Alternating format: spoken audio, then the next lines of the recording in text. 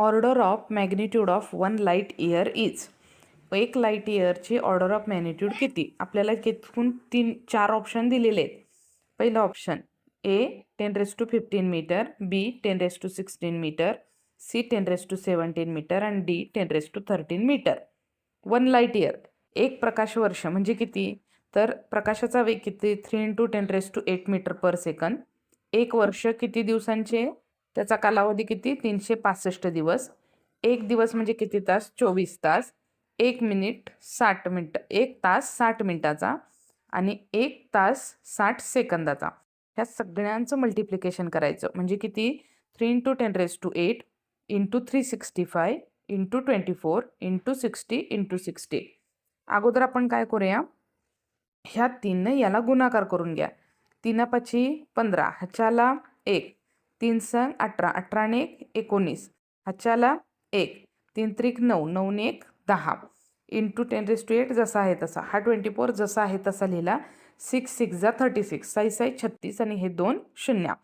त्यानंतर आपण 10 95 आणि जसा आहे तसा ठेवला. ही पॉवर आणि हे 10⁻², म्हणजे हे 2 झिरो याच्यामध्ये ॲड केले तर 10⁻10 झाला.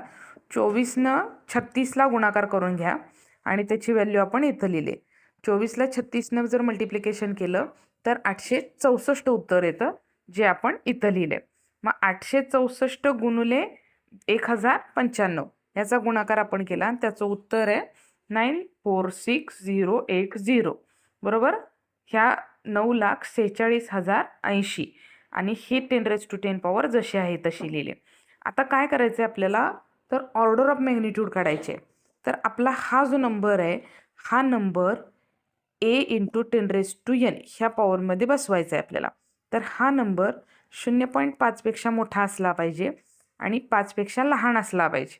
आता हा जो नंबर आहे तो 0.5 पेक्षा मोठा आहे आणि 5 पेक्षा पण मोठा आहे. तर आपण डेसिमल असा आणायचा की हा या दोन्हींच्या मध्ये बसला पाहिजे.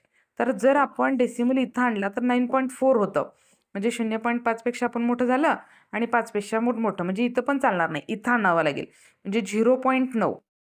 हे बघा इथं आणलेलं आहे 0.9. म्हणजे आपण किती डिजिट इकडे शिफ्ट झालो? 1 2 3 4 5 6 घरं. 6 डिजिट आपण शिफ्ट झाल्यानंतर आपली व्हॅल्यू किती आली? 0.94. 0.94 हा आकडा 0.5 पेक्षा मोठा आहे आणि 5 पेक्षा लहान आहे. म्हणजे मग आपण 6 घरं जे इकडं सरकलो ते 6 घरं याच्यामध्ये ॲड करा. म्हणजे 10⁻² किती आलं? 16. ही जी आहे ती आपली कोण आहे? ऑर्डर ऑफ मॅग्निट्यूड आहे. कारण आपण